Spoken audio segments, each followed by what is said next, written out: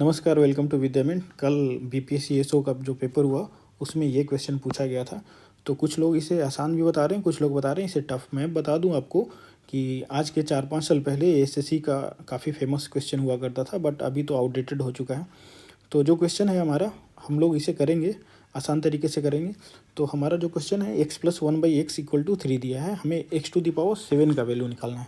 तो आपको पता है कि यहाँ पे 1 है पावर में, यहाँ पावर में 7 है, तो 7 टाइम्स या तो हम लोग मल्टीपल कर सकते हैं, वैसे निकल सकता है, या एक्स स्क्वायर को हम लोग एक्स के पावर 5 में मल्टीपल कर सकते हैं तो एक्स के पावर 7 आ सकता है, या एक्स क्यूब को x⁴ में मल्टीपल करेंगे तो एक्स के पावर 7 आ सकता है। तरह तरह से हम लोग कर सकते हैं। जो आसान तरीका है एक्स क्यूब और एक्स के पावर 4, क्योंकि क्यूब और 4 निकालना दोनों आसान होता है। वो कैसे आसान होता है हम लोग यहाँ पे देखेंगे, ठीक है। तो हम लोग शुरू करते हैं फर्स्ट। तो x+1/x=3 दिया है, तो हम लोग एक्स स्क्वायर का वैल्यू निकालेंगे। तो दोनों तरफ यदि होल स्क्वायर करते हैं तो x²+1/x² + 2ab होता है, 2 × x × 1/x=9 हो जाएगा। दोनों तरफ हम लोग होल स्क्वायर किए, किस लिए? एक्स स्क्वायर का वैल्यू निकालने के लिए।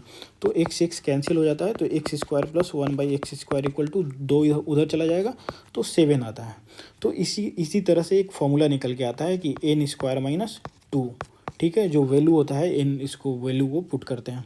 अब इसका क्यूब निकालेंगे तो क्यूब में भी क्या होता है कि 3n बचता है और 3n उस साइड चला जाएगा। तो क्यूब का क्या फॉर्मूला होता है कि n³ - 3n, ठीक है। तो क्यूब का हम लोग यहाँ से वैल्यू निकालेंगे। तो पहले तो x के पावर 4 का वैल्यू निकाल लेते हैं। यहाँ पे n का वैल्यू यदि 7 हो गया तो x के पावर 4 + 1/x⁴ = 749 - 2 47। आप समझ रहे होंगे कि ये जो वैल्यू निकाले इस तरह से स्क्वायर करके, यदि इसका स्क्वायर करेंगे तो 749 हो जाएगा, इधर से 2 जाएगा तो ये बचेगा 47, ठीक है। अब ये क्यूब का वैल्यू निकालें तो x³ + 1/x³ = n³ - 3n। n का वैल्यू कितना है? 3 3 होती है 27 हो जाएगा, 3 का क्यूब माइनस 3n, तो 3 × 3 9 हो जाएगा। तो x³ + 1/x³ = 18 हो जाएगा, ठीक है। इतना तक आप समझ गए। अब हमें x के पावर 7 निकालना है, तो हम लोग को इससे मल्टीपल करेंगे तो x के पावर 7 आ सकता है यहाँ से। तो जब हम लोग मल्टीपल करते हैं इसको, x के पावर 4 + 1/x⁴ × x³ + 1/x³, तो ये जो वैल्यू आता है ना, ये वैल्यू आएगा x के power 7 + 1/x⁴ plus x + 1/x, ये एक्स्ट्रा आता है, ठीक है। ये तो मिल रहा है हमें। आप मल्टीपल करेंगे तो बहुत सारा कट जाएगा, बट x इसमें क्योंकि एक का पावर 4 है, एक का पावर 3 है, तो x + 1 आपका रिमेनिंग बचेगा। तो अब ये जो बच रहा है, हमें तो वैल्यू इसका निकलना है, तो इसको हम लोग इस साइड कर देंगे। तो इसका वैल्यू हमें पता है ऑलरेडी, इसका वैल्यू कितना है? x के पावर 4 का 47 इंटू इसका वैल्यू हमें पता है, इसका वैल्यू कितना है? 18 हो जाएगा, और माइनस इधर में आएगा तो x + 1/x का वैल्यू हमें पता है 3 है, तो 3 = आ जाएगा x के पावर 7 + 1/x⁴।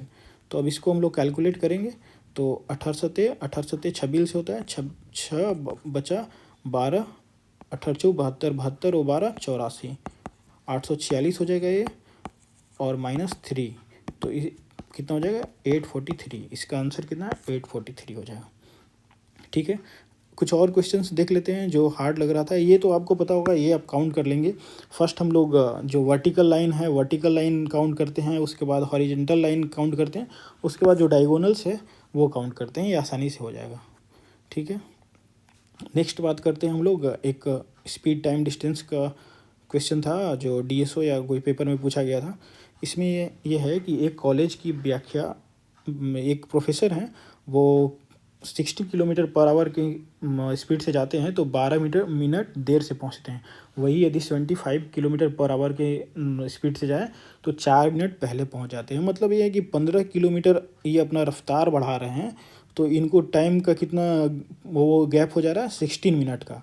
मतलब एक बार तो 12 मिनट लेट जा रहे थे और फिर 75 km/h के हिसाब से जा रहे हैं तो 4 मिनट पहले पहुंच जा रहे हैं।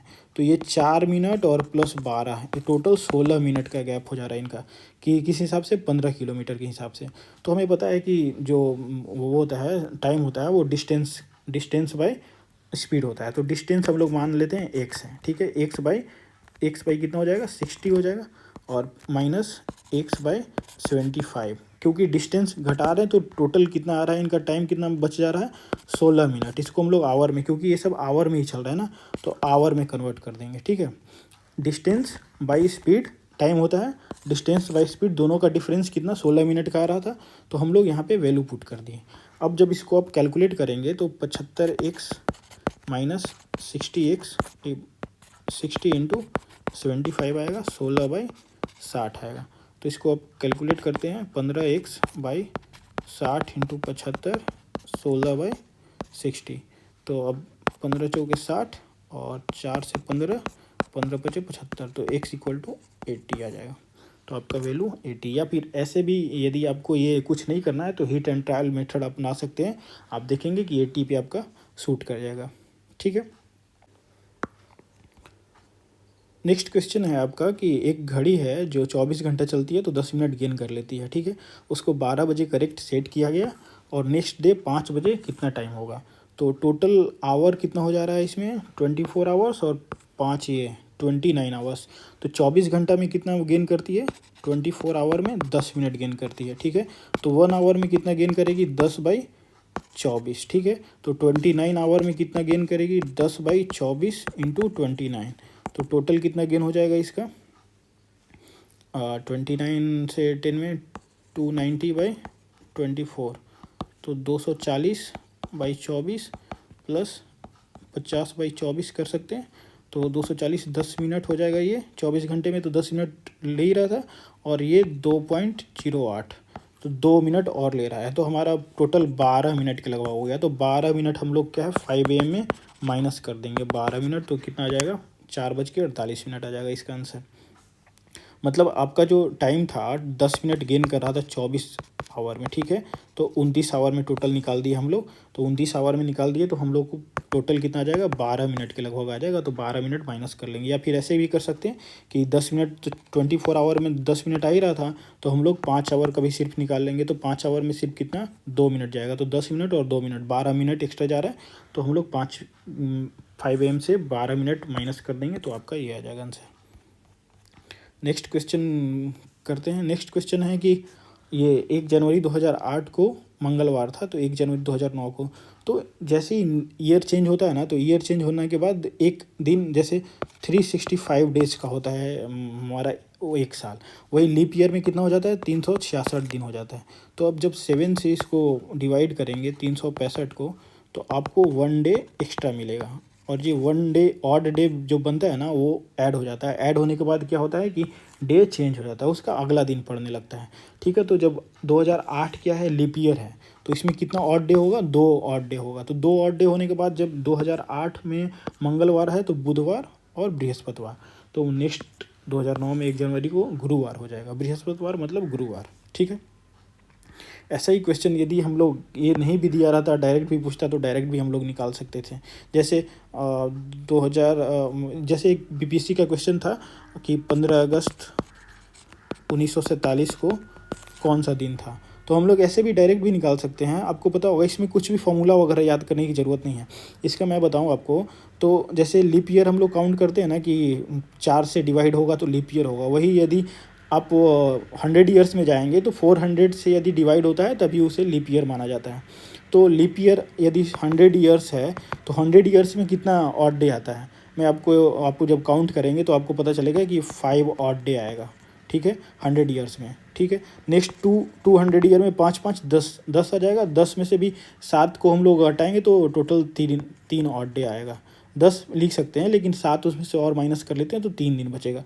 300 में कितना आएगा, तो बनती है 15 और 7 7 14 कट जाएगा तो 1 ऑड डे होगा, ठीक है। 400 में 0 हो जाता है, 400 800 1200 जो भी 400 से कट रहा है तो ऑड डे उसका 0 हो जाता है। तो हमें क्या निकालना है, 1947 में 15 अगस्त 1947 का। तो 1947 तो पूरा ईयर तो कवर नहीं कर रहा है ना, तो हमें 1946 से ही निकालेंगे फर्स्ट। तो 1946 का पहले निकालेंगे, तो 1946 तक कितना हो जाएगा, 1900 का तो हमें ऑड डे ज़्यादा आ जाएगा, तो हम लोग 1600 लेते हैं। 1600 प्लस 300 और प्लस 46 ईयर और प्लस 15 अगस्त तक का, ठीक है। तो 1600 तो 0 ऑड डे हो जाएगा। 300 साल में कितना ऑड डे आएगा, 300 साल में कितना आ रहा था, 1 ऑड डे आएगा। 46 साल में कितना आ जाएगा, तो 46 साल में देखेंगे लीप ईयर कितना आ रहा है, तो 46 में 4 से डिवाइड करेंगे तो 11 लीप ईयर आ रहा है, ठीक है। बाकी 35 कितना आ जाएगा आपका नॉर्मल ईयर आएगा। तो 11 इंटू 2 और 35 इंटू 1, तो 11 दूनी 22 और 35 57 आ जाएगा। तो 57 ये आ जाएगा। तो टोटल कितना ऑड डे आ रहा है, 58 आ रहा है। अब 15 अगस्त तक का काउंट करना है। तो अब 15 अगस्त तक कितने दिन हो जाएंगे, आप ऐसे काउंट करिए।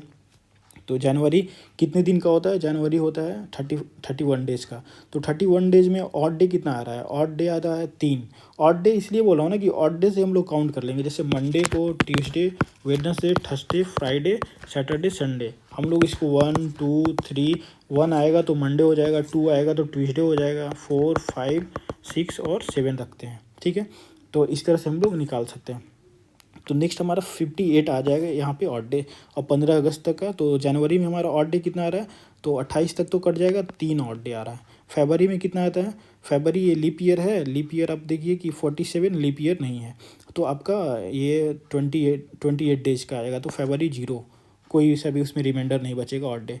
अब मार्च कितना होगा, तो मार्च आपका 3 बचेगा।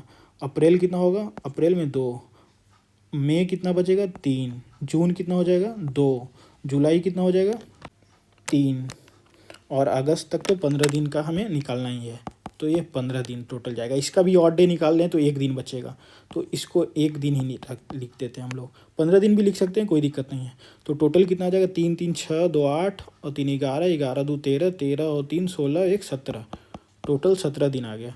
तो 58 + 17, 8 7 15, 5 1 6 1 7, 75 दिन आ रहा है। इसमें से ऑड डेज निकालेंगे, 7 से मल्टीपल 7 से डिवाइड करेंगे तो आ जाएगा आपका 7 का 7 और 5 दिन। तो टोटल 5 इसमें रिमाइंडर बच रहा है। तो 5 का मतलब क्या है कि 5 आपका सीधा फ्राइडे आ जाएगा। तो 15 अगस्त 1947 को, 15 अगस्त 1947 को कौन सा दिन पड़ेगा, फ्राइडे। वैसे ही आप 26 जनवरी 1950 का निकाल के बताइए।